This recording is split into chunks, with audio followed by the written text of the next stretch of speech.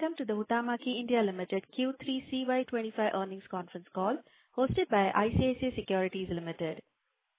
As a reminder, all participant lines will be in the listen-only mode, and there will be an opportunity for you to ask questions after the presentation concludes. Should you need assistance during the conference call, please then 0 on your touchtone phone. Please note that this call is being recorded. I now hand the conference over to Ms. Abraj from ICICI Securities. Thank you, and over to you. Good evening, everyone. Thank you for joining on Huhtamaki India Limited Q3 CY25 results conference call. We have Huhtamaki India management on call, represented by Mr. Dhananjay Salunke, Managing Director, Mr. Jagdish Agarwal, Executive Director and CFO. I would like to invite Mr. Dhananjay to initiate with opening remarks, post which we will have the Q&A session. Thank you, and over to you, sir. Thank you. So greetings, everyone, and thank you for joining today's call. This is our continuous endeavor to engage with investor community, and we continue to do that. And I could see the optimism today that we have a call this immediately after the announcement of the results, and I could see that many of you have joined. So let me start with first of all wishing every one of you very happy Diwali, the festival which is considered of lights and happiness, which is starting in next week. So happy Diwali from our side to everyone in advance.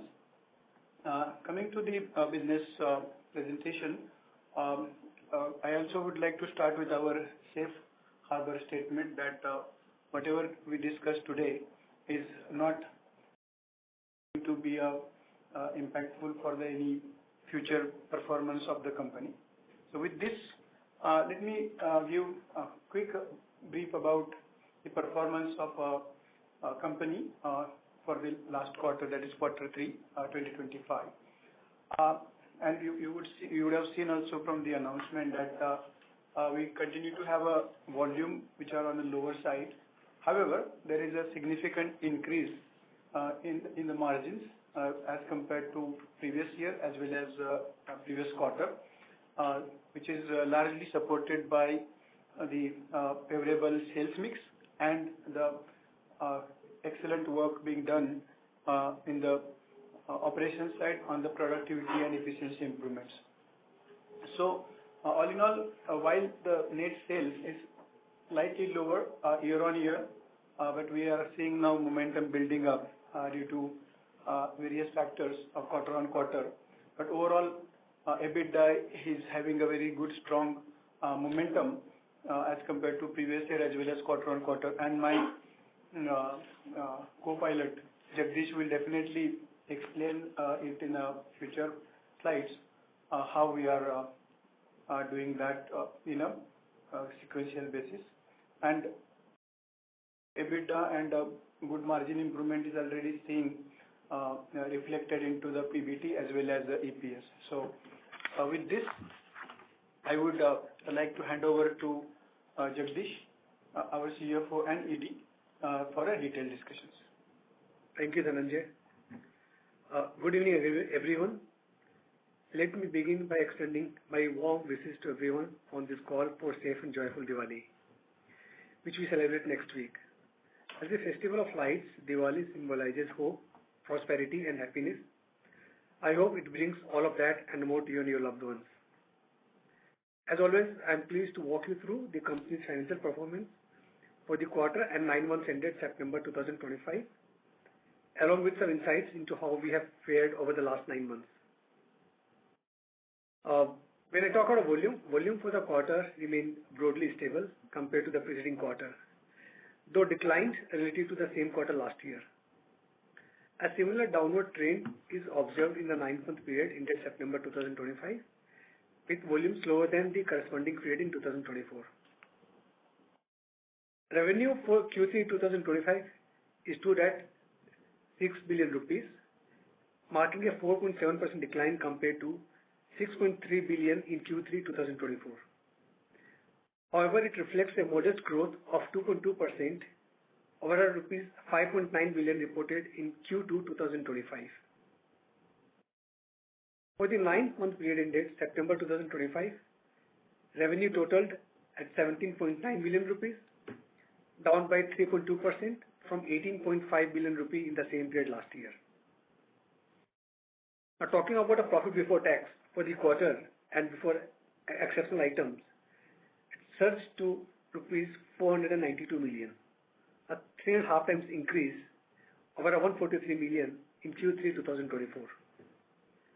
Compared to Q2 2025, in that we've reported a PBT of 331 million rupees, it rose by approximately 50%. That's a very a strong performance what we have seen in last many quarters. And even if you look at the EBIT percentage, which is into slide number 7, which we have uploaded on our website for investor presentation. If you look at a sequential EBIT for last 5 quarters, EBIT we have in Q3 2024, again 3% we have in Q4 2024, 6.3% we have in the first quarter of this year, which is a March quarter, 6.1% we have in June quarter, and in September quarter we have reported 8.6%. So it's a very good story if you look at from that. And probably this is the first quarter, September quarters, where our EBITDA is more than 10%. But to sum up our financial performance so far this year, although our overall volumes are lower compared to last year, the impact on revenue has been minimal and not directly proportional. Our strategic decisions, choosing way to play and optimize our mix, are showing strong results with steady improvement in profitability quarter after quarter. We are focused on a high quality business and refining our product and customer portfolio to support profitable growth. On the manufacturing front, our long-term efforts to implement world-class operations are paying off.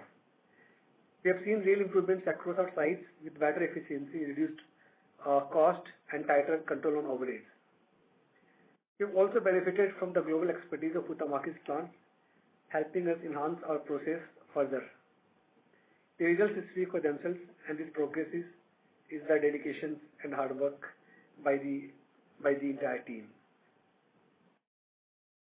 On regulatory side, a recent market report suggests that upcoming GST reforms could boost growth for FMCG companies. For Huhtamaki India, there are no changes in GST rates on the supply side, only a minor change on the procurement side. Now, moving to other financial aspects, the finance costs remained stable throughout 2025, consistent with the underlying debt levels. Surplus cash was deployed into bank deposits and mutual funds, generating an average yield exceeding 6%. Net profit for the quarter after exceptional items and income tax stood at 368 million compared to 117 million in Q3 2024 and rupees 249 million in Q2 of 2025. Earning per share for the quarter post exceptional items is 4.87 rupees. For the 9-month period ended September 2025, net profit after exceptional items and income tax was rupees 879 million, up from 763 million in the same period last year. It is important to note that in 2024 figure included rupees 227 million net of tax as an exceptional income from the sale of 2 land parcels in Thane. EPS for 9-month period rupees 63 paise. Regarding the debt and liquidity position, the debt equity ratio remains stable with an ECB of rupee 1 billion being the only debt in the books. Liquidity continues to be strong, supported by substantial unutilized credit lines and minimal exposure. The working capital position also remains steady with negligible movement compared to prior periods.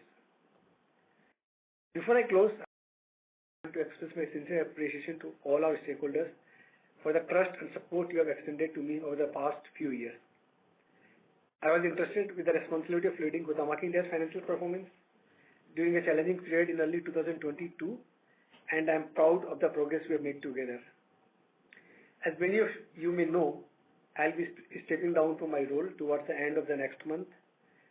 It has been an honor to serve as a CFO during a change in growth. I live confident in the company's future. I believe I'm confident in the company's future.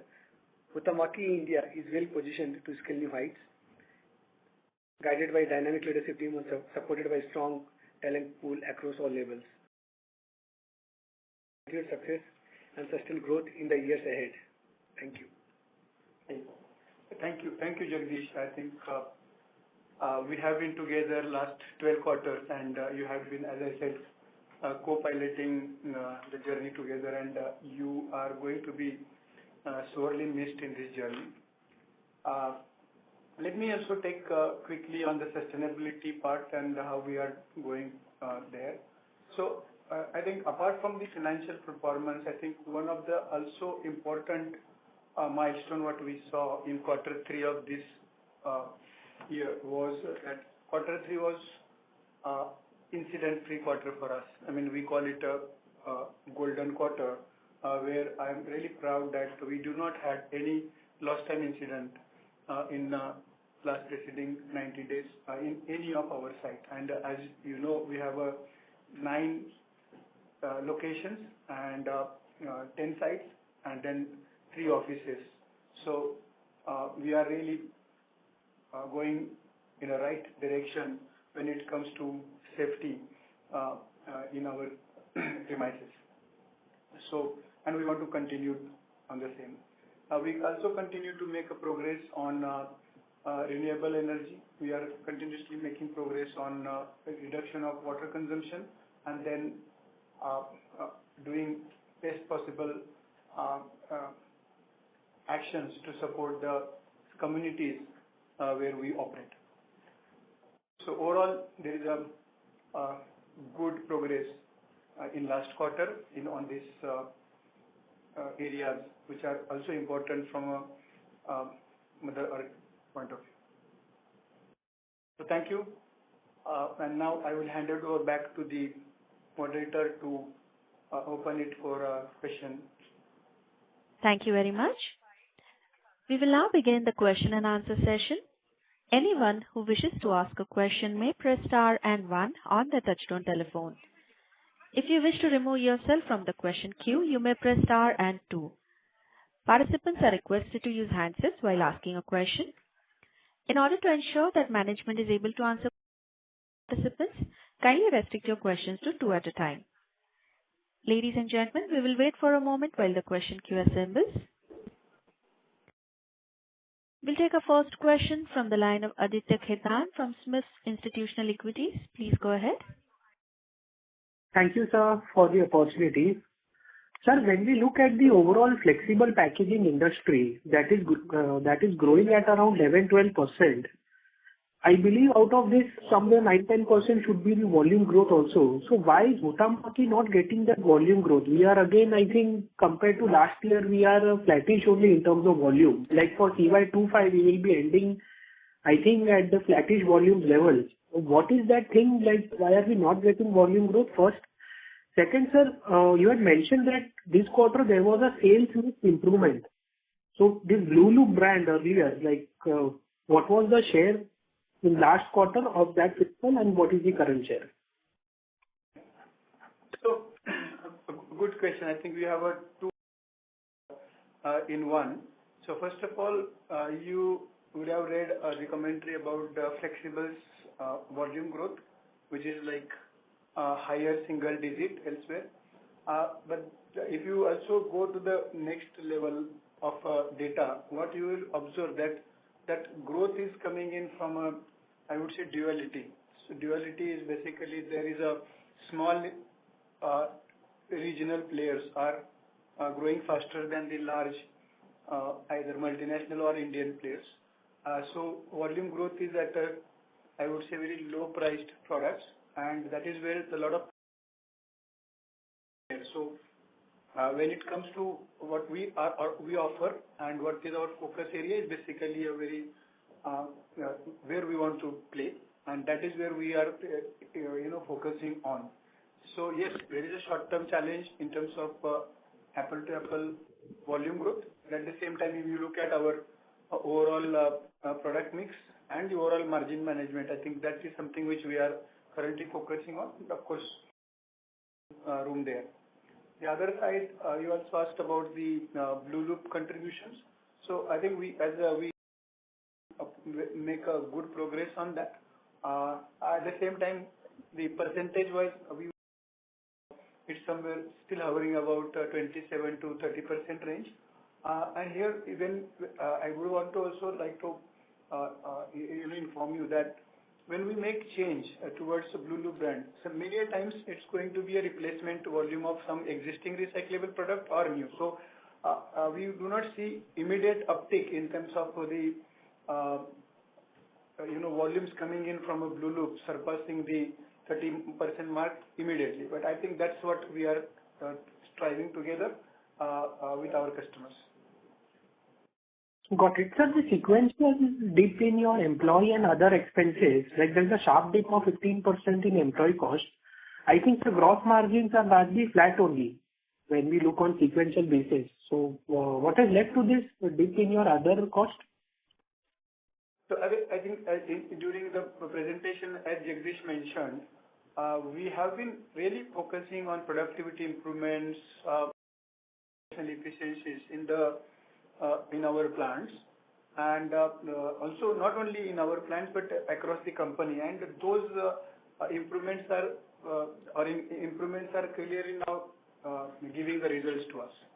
So on I would say flattish volumes, we are able to actually generate better productivity.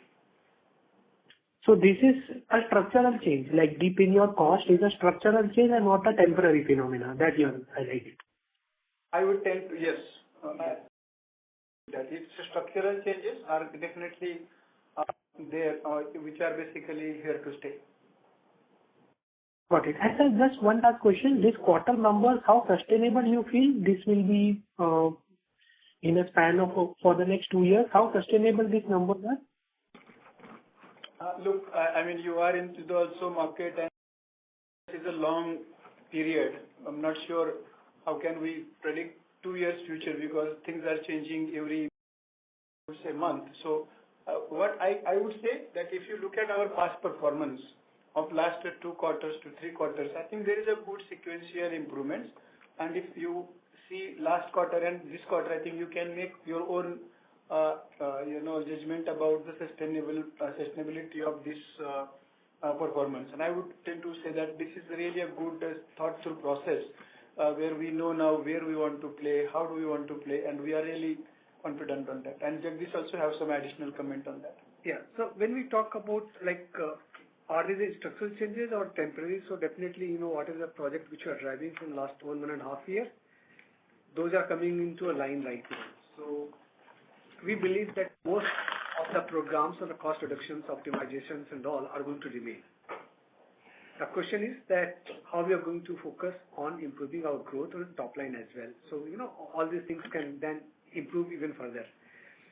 So our endeavor is that how we are going to sustain and improve further. That would be our endeavor on these numbers. Specifically when you spoke about employee cost in this quarter, we do have one-off item that because of that there is a certain reduction, but that's not a big number. So more or less we are going to have an improved cost structure. But how much of that cost would be one-off cost? Number in the range of around 4 to 5 CR. 4 to 5 CR. Got it. Thank you, sir. Thank you. We'll take our next question from the line of Raman KV from Sequent Investments. Please go ahead. Hello, can you hear me, sir? Yes, please go ahead. So my first question is with respect to the finance cost. You mentioned that when we look at your balance sheet for the quarter, profit and loss basically, the finance cost has reduced. I just want to understand, is this because of reduction in the interest rate, or is this because of reduction in debt? And what's our current debt and at what interest do we have? So it is a reduction into debt. If we look at the last year, start of the last year, we had 2 billion rupee ECB, and out of that one installment of 1 billion we have repaid into September 24. So, and in this year, started of this year with a 1 billion ECB only. So it is a reduction into the debt only. The So this 1 million, is this in rupees or? 1 billion rupees. 1 billion rupees repaid. Total 2 billion was there last year. 1 billion was repaid into September 24. Now we have outstanding of 1 billion rupees. 100 crores. 100 crores is outstanding as on date. Okay. And sir, my second question is with respect to volumes. Can you give us any volume figure? Generally, we don't discuss very specific on the volume and all, but definitely we had some reductions or drop into the volume. And again, sometimes we are just choosing a right mix and right business also to ensure that we don't compromise on the bottom line. So sometimes it's a conscious call, and sometimes, like Dhananjay explained, that if you look at even competitions, what kind of players, especially regional players and small players, are even in FMCG space. If you look at small players are having a higher growth compared to the biggies and all. So that reflects into a flexible companies as well. But I think we are going very cautiously and very conscious calls which we are choosing to have a right mix. And so my third question is with respect to the product mix, which you mentioned that margin partly because of change in product mix. So can you just explain me with respect to that, how are the margins for, the sustainable packaging blue loop brand versus tube laminates? And during the quarter, how much percent of the revenue was from exports, and are the exports margin better, and by how much if you can? So we'll not talk specifically margins on domestic and export, but definitely export proportion is higher in September or even in the first 9 months compared to what we had in the last year. So that's a healthy sign for sure. When we talk about blue loop remains range bound within 27 to 30% kind of a range we have. So I've not seen a much change into that what it was last year, what it is in this year. Blue loop is 12 to 13% margin. 27, 20, no, I'm not talking about margins. I'm talking about the total blue loop sales is between 27 to 30%, and it has not changed. It is more or less similar we have in the last year as well. And so in the previous quarter, I request you to join back the queue, please, as we have the participants. I just have a follow-up. I request you to join back the queue, please. Thank you. We'll take our next question from the line of Lakshmi Narayanan KG from Tunga Investments. Please go ahead. Thank you. Am I audible? Yeah. Yes, please go ahead. So just want to understand what is your client mix in terms of national firms like the Unilever, and then second the local firms, and third is the D2C firms. And the reason I'm asking is that have you taken a call to actually exit certain categories so that you can actually have, you talked about better mix. So I think it's in the context of what is your mix of revenue from the different set of people. And second is how the exports is growing for this year with respect to last year. And the third, I want to understand what is the mix of value-added products for the last 9 months. Okay. I think you were too fast. So last two questions I could catch. What was the first one? The first question, you always mentioned that there is a mix of national firms like the Unilever, etc. And then there are where things happen by reverse auction, where the cost is actually highly controlled and our margin is little fixed. Second category is the local firms or maybe regional firms. The third category is all the D2C firms like the Epigamia or Paperboard, right? So if you look at the pyramid, there are these three categories of firms. Now, have you changed our revenue mix to this kind of categories, and what has been our revenue mix? And is that leading to a better margin? Is my question. Yeah. So clearly the revenue mix has been changed. Clearly that's you are right. When you talk about the customers, typically we don't talk about the individual customers, but the stratification what you shared is actually a right stratification. But at the same time, it's not about not everyone is exactly the same philosophy, right? So what we do is basically we identified what are our strengths as a company.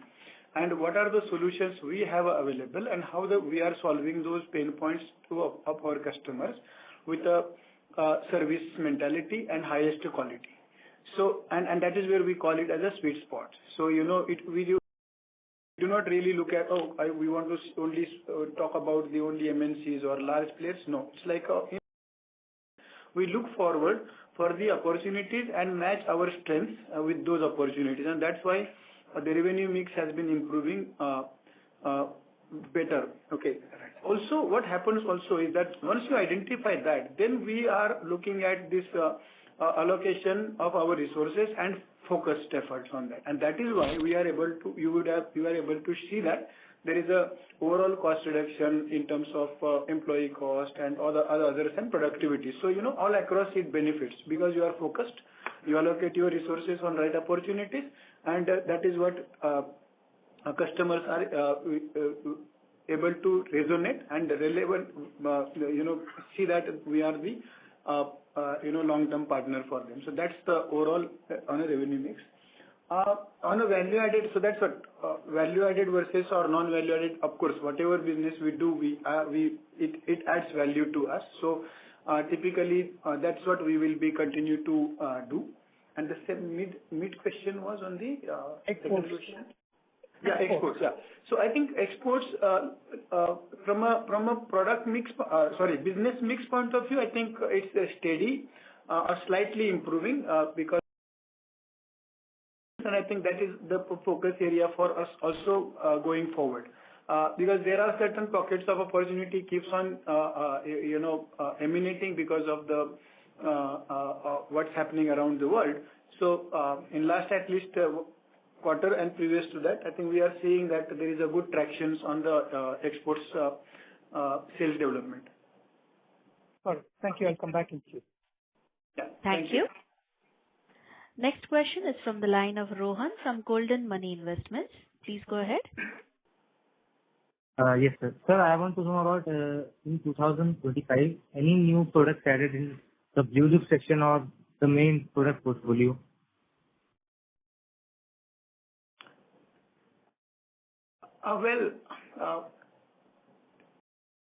Development is one of our key focus areas always.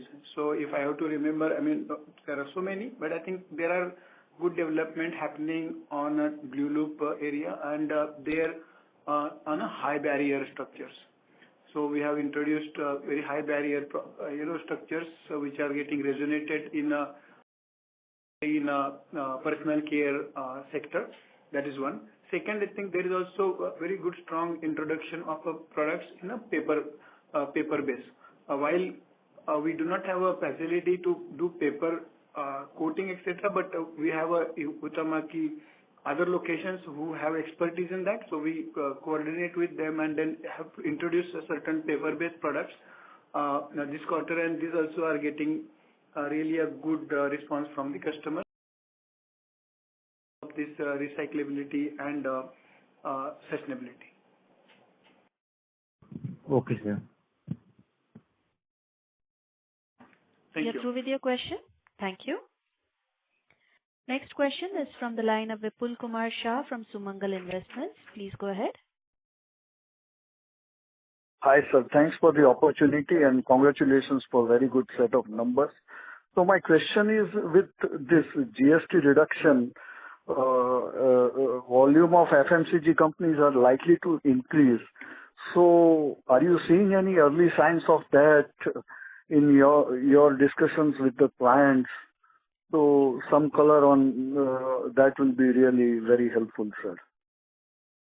Yeah. So I think as you are observing the trends, we are also closely working with our customers, and what we saw, and let's say GST announcement in the first week of September, and then some clarifications in the mid, and then actual implementation in the last week of September. So September was kind of a bit of an uncertain month, but because many of the customers had to put hold on to the printing, etc. But I think after that, a bit of early uncertainty, we could see that there is a good traction, and whatever our customers are informing us, we can inform you that they see a positivity on the consumption side. And which is a good news, is that even after this reduction on a price reduction on account of GST, the end consumer is not still dropping their ticket size. So what they are doing silently is basically they are going for a premium product. So I would say now there is a upgradation of products by consumers, which was actually a trend of a down trading in last couple of years. I think we could see that now there is a trend reverse to the up trading, and which both these two consumptions as well as premiumization shall help the FMCG companies to really go into a growth mode, which ultimately will be helpful for the packaging companies. So, from what you are seeing today, volume growth should be better in this quarter as compared to last quarter or corresponding quarter of the previous year, sir? I would say yes. And lastly, sir, can you comment on the margins for Blue Loop portfolio vis-a-vis rest of portfolio? How they means what is the difference between the margin for the two? So first of all, I mean, we do not really discuss the margin profiles at I would say product mix level, and that is one. Second, if you see, a huge investment has been made by Huhtamaki globally as well as in India for this recyclable products. And right now, if you see, we are working with all our customers to kind of introduce these products. So at this moment, the startup costs, the startup wastages, and all other costs are at least on a very high side.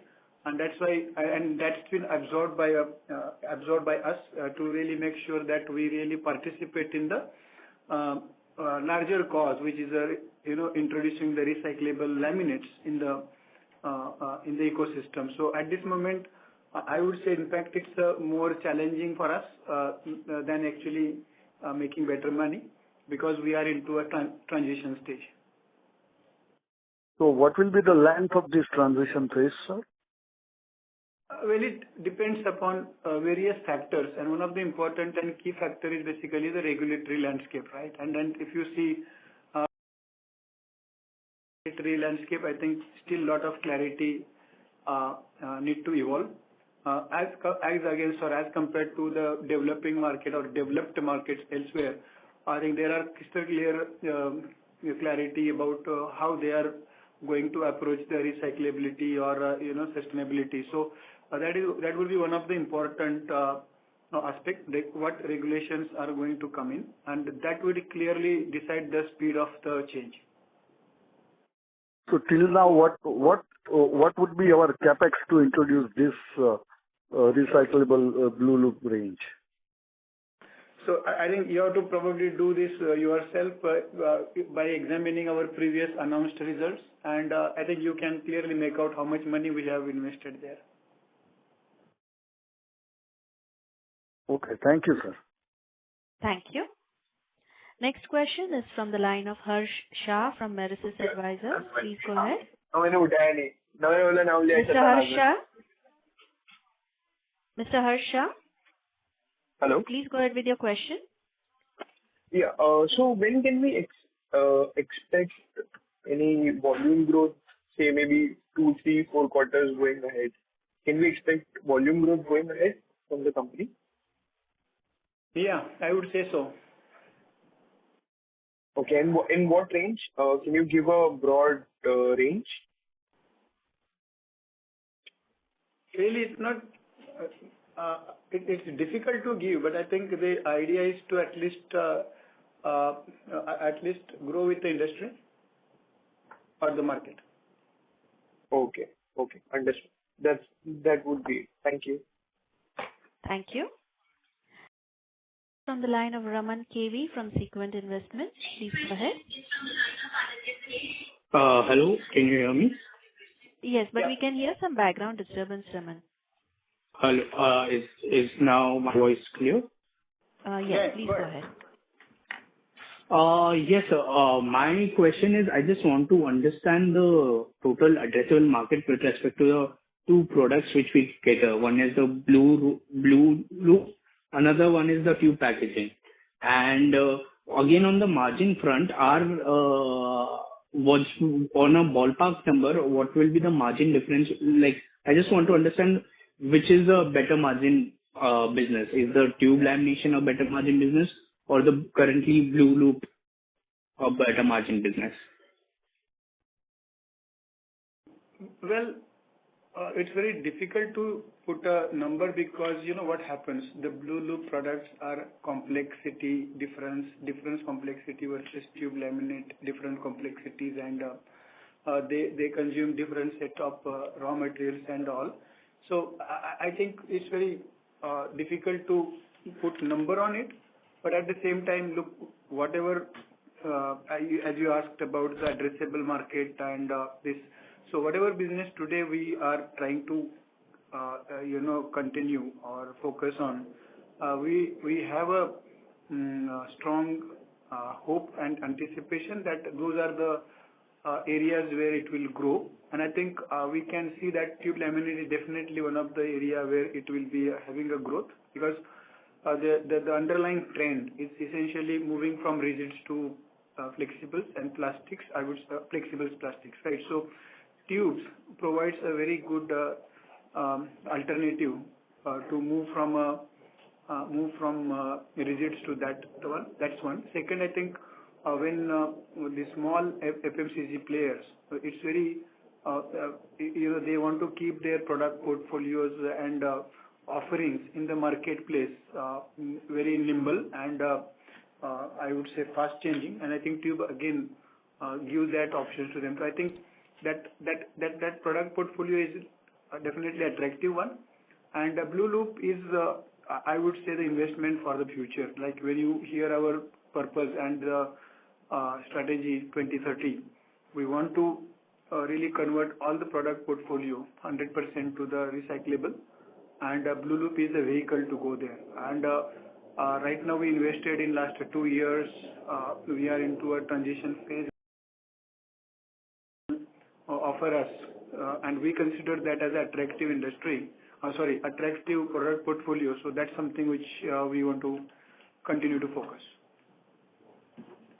So rest assured that both are attractive as well as characteristics. Thank you, sir. Thank you. We'll take our next question from the line of Lakshmi Narayanan KG from Tunga Investments. Please go ahead. Yeah, a few questions. If you look at last year or the previous year, there has been a bad, summer because of which we had challenges in our margins and our sales, right? But this year, despite summer not being pretty good, we managed to have sustained good margins.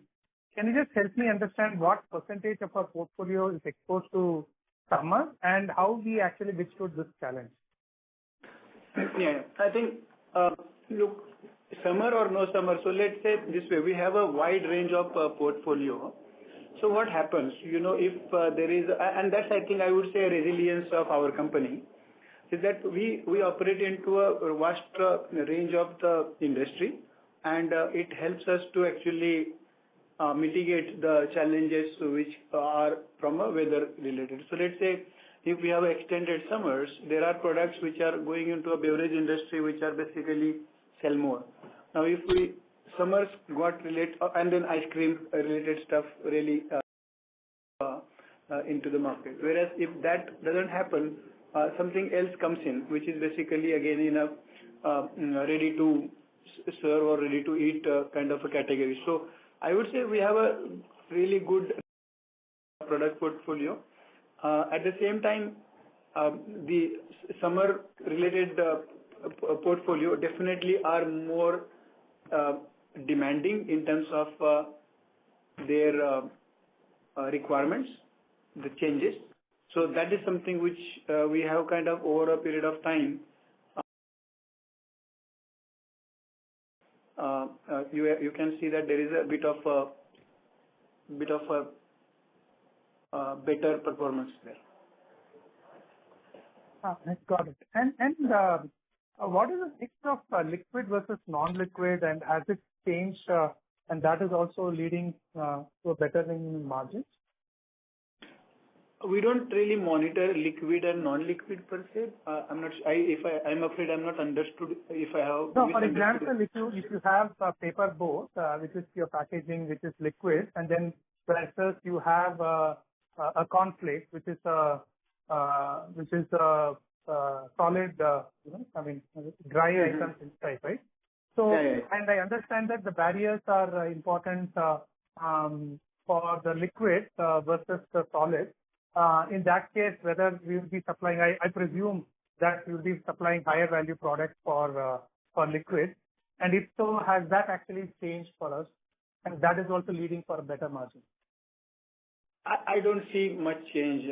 Only thing what we could see that pouching, I think there is a good, I would say, traction happening, because as I said, customers and our customers and end consumers are going for a premium product, and which are basically on a liquid, like let's say in a laundry or home care. I think we are clearly seeing that there is a subtle change happening in terms of consumption pattern, and those products are, I would say, high value addition, because it adds a couple of more operations or a couple of more value added steps. So that clearly is seen that there is uptick there. Other beverage, I may not be able to, because that's not we differentiate. But look, we definitely focus on food and beverage. So food is most likely, we say, as you said, it's a solid. Beverage mostly liquid, and I think both of our are attractive market segment. Within food, then we have at least another 3 subcategories, which is culinary, and then the dry, and then wet, then ready to drink, or ready to eat, or ready to cook. So I think these are the 4 or 5 areas. In beverages, again, you can imagine, cold and hot and coffees and so on. So, but coffee typically would be again powder. So that's where there is a bit of overlap. So, but I would say both are having their own, I would say, structures. And from a structure point of view, I would not say, because end of the day they are both considered as a food. So we have to follow all the I would say this BSR and FSSR regulations. So from there, I don't see much differentiation. And if I look at your last 24 quarters, right, and I think we have been showing very, very consistent margin for the last 3 quarters. Okay. Now, can you be specific into what actually led to this? Did you vacate certain spaces, or, of course, there will be combination of various value engineering things you would have done. But this has been a stupendous thing over the last 24 quarters I've been tracking. So what is that specific thing? Can you just elaborate on 2 or 3 key things which you did, which was not done earlier? This has actually helped you to be so resilient. Yeah, I think as you rightly said that we took a position like, where to play in last few quarters ago and how to play. So where to play is where is the attractive segments, and how to play is basically how do we allocate our resources and focus, account management, etc., etc. And that is clearly now consistent, which is helping us to have a better favorable sales and customer mix. The second better one is basically now if you see last 3 quarters, I think overall, the indices are bit stability on a raw material side. While we pass on all the benefits which we get on a raw material side to our customers, because we have a very transparent agreements with our customers, but at least what happens because of that stability is that there is a focus is basically on efficiency improvements. So the stability in the raw material helps to give some more visibility to our end customers, focus on improving our operational efficiencies, and then as a structural changes what we have done on overheads, that is helping us in last 3 quarters. And I think our whole credit goes to our world-class operations team who relentlessly works across our plants with the help of global teams. I think they have really some good stupendous ideas to which we actually have to do investments, and we invest in that. and I think those are investments are actually paying off in a big way. And do you think this is something which is sustainable? This kind of something which has been quite internalized and all your KRAs are all linked to this? I think so. Yes, I think so. So as I said, we invest into operational improvements. So now once you invest into something, that remains for the future year, right? So now next year possibly there may not be an incremental benefit, but that today whatever benefit we are getting now will continue to be in the P&L. Got it. Thank you, sir. Thank you. Next question is from the line of Aditya Khetan from Smith's Institutional Equities. Please go ahead. Thank you, sir, for the follow-up. Sir, you mentioned regarding the rate cuts could, if the consumer do not downtrade, so that could benefit FMCG players. So any sense if you can give for flexible packaging, how this so relates to a positive side, like any improvement in volumes, can you attribute this to, and how the consumer behavior will change? Secondly, compared to this quarter, how you see the next quarter results backed by this announcement? Yeah. So as I said, I think consumers upgrading is basically was in the last month's or maybe first week's newspapers. I think we kind of resonated that well. What happens once consumers upgrade, then the FMCG customers also kind of put their efforts to improve the brand propositions. They start spending on A&P, and so they focus on more. I would say the activations, right, and that helps to I would say volume generation. Now, what happens when consumer upgrade to the higher ASP products as its average selling price? Then we also end up benefiting because those premium products need premium packaging. Typically, will have more colors, more value added features, which typically otherwise commodity product would not have. So that is how I would say ripple effect or ripple benefit we get. So that's the way. Coming to what happens next quarter, I think that is a bit speculative.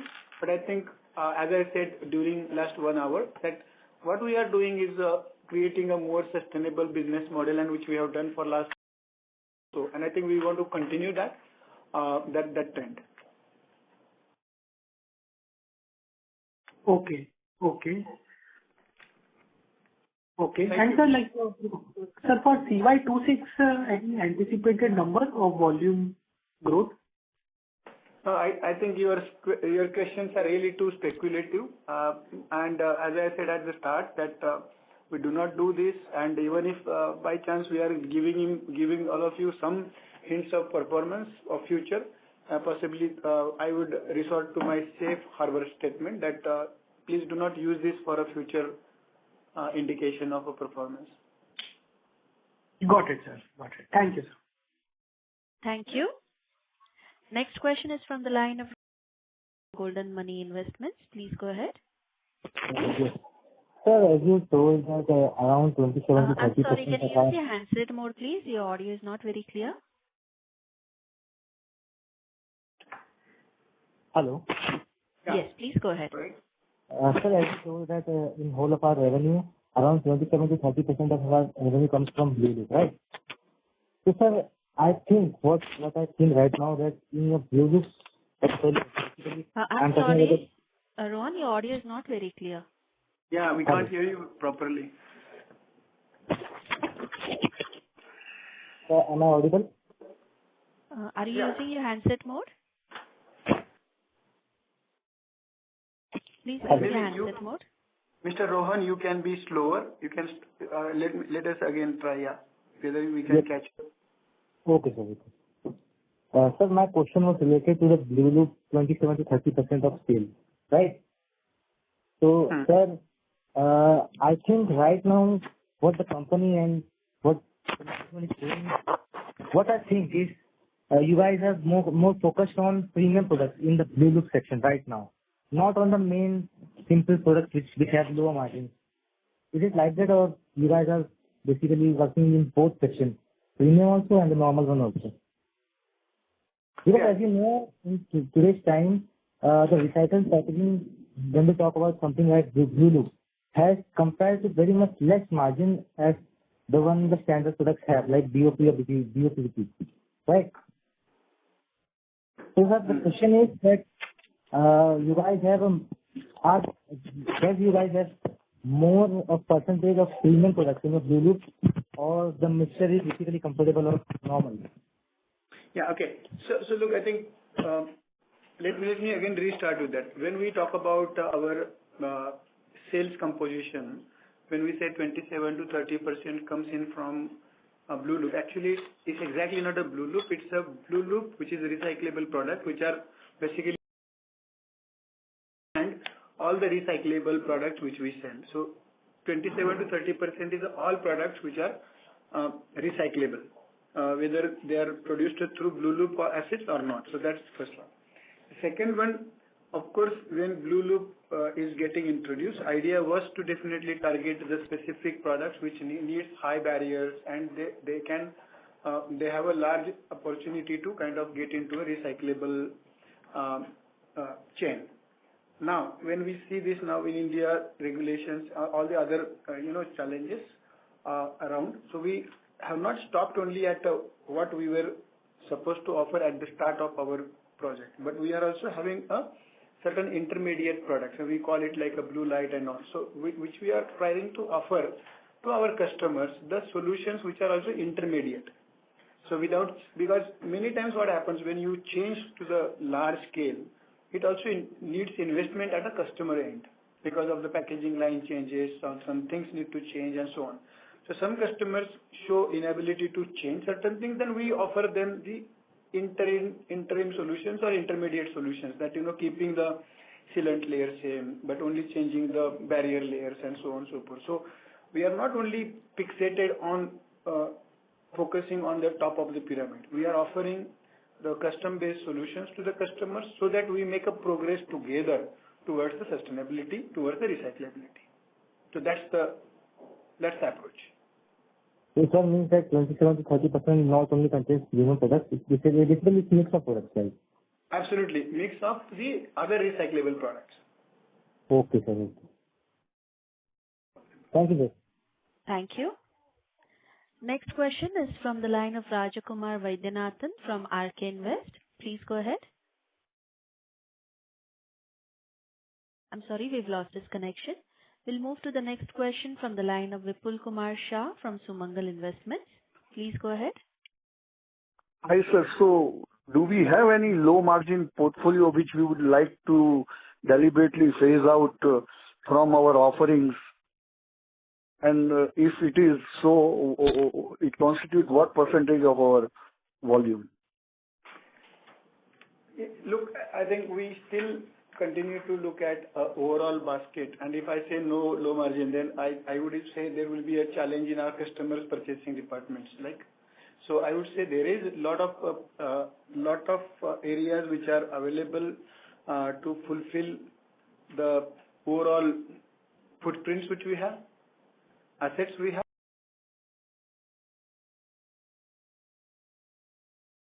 Look, we have to see this as a whole and not at a individual product or portfolio level, because there will be always a portfolio, right? We will be doing certain things at a low margin, certain things at a high, and then every product will also go through their product life cycle, innovations, intellectual properties, maybe commoditization, and then renovation. So all these aspects keep in mind. I think we have a reasonably balanced portfolio, and that if we are able to manage this way, I think we shall be able to continue the momentum. That's point number one.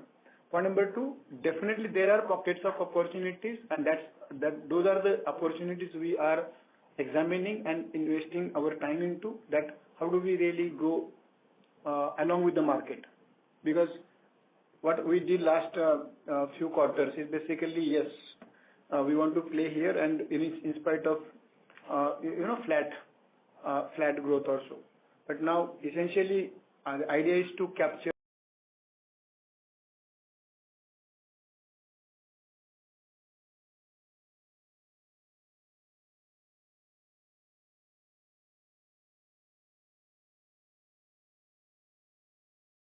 Again, as we keep on saying that we normally do not discuss the capacity utilizations because we are a complex multi-locational company, so we don't really dwell into that much. Okay, thank you. Thank you. Ladies and gentlemen, we'll take that as the last question for today. I now hand the conference over to Mr. Dhananjay Salunkhe for closing comments. Over to you, sir. Thank you. Thank you for moderating this so well, and appreciate all.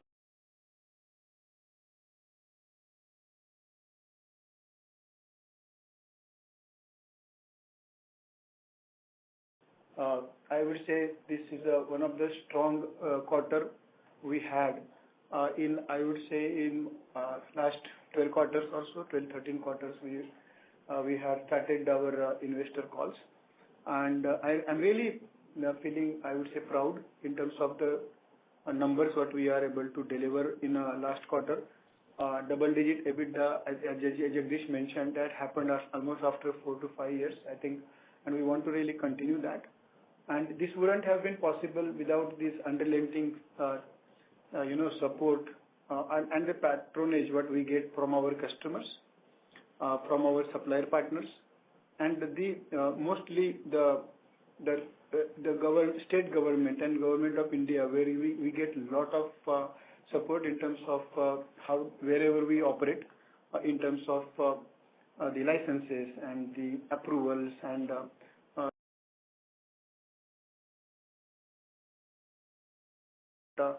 without these three large stakeholders, we couldn't really survive and exist.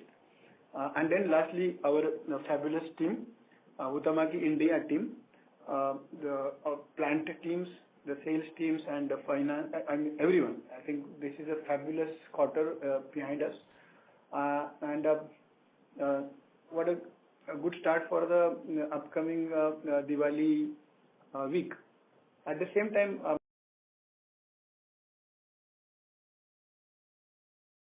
is leaving Huhtamaki India. I think from 1st December he won't be, and Jagdish, we will be missing your services to this organization, and I would want to place it on record great contributions you had over the last 3+ years with Huhtamaki. Appreciate, and will wish you all the luck for your future endeavors. So with this comments, I would again thank everyone for your patronage, support, and good wishes. Thank you. Thank you, sir. On behalf of ICICI Securities, that concludes this conference. Thank you for joining us, and you may now disconnect your lines.